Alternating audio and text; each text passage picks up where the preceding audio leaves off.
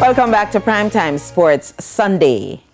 There is concern that athletes could decide not to compete over fears of contracting the coronavirus when Jamaica's governing body for track and field gets the go-ahead to resume live sports. Renardo Brown reports. President of the Jamaica Athletics Administrative Association, Dr. Warren Blake, revealed that the association is anticipating a return of live sports locally, and plans are being put in place to have track and field quickly following horse racing in returning to the track. But Blake feels there might be athletes who will stay away due to fear of the virus.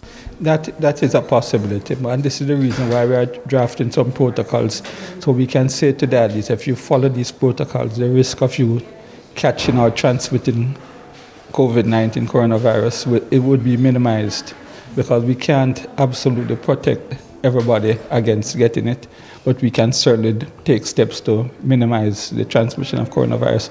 I mean, simple steps like the wearing of a mask and maintaining social distancing do go a long way in preventing the transmission of this virus. Meanwhile, with talks of increasing the cost to use the facilities at Independence Park, Blake was asked if a return to track and field without spectators would be financially viable. I think at first, when we do come back to compete, if we have fans, it may be just a limited amount of fans in the grandstand, because if you are going to practice social distancing, which I don't see how it's going to be possible without some social distancing among the fans in the stadium, if we are to maintain good medical protocols and to, as I said, minimize the risk of transmission of COVID-19, then the fan base, the fans attending events will be drastically reduced.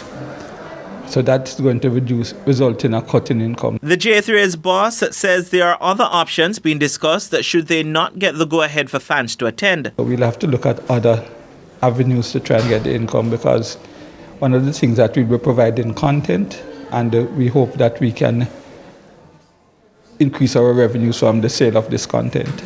There is still uncertainty surrounding the return of track and field, with 3 months to go before the end of the current season. Renardo Brown for TVJ Sports.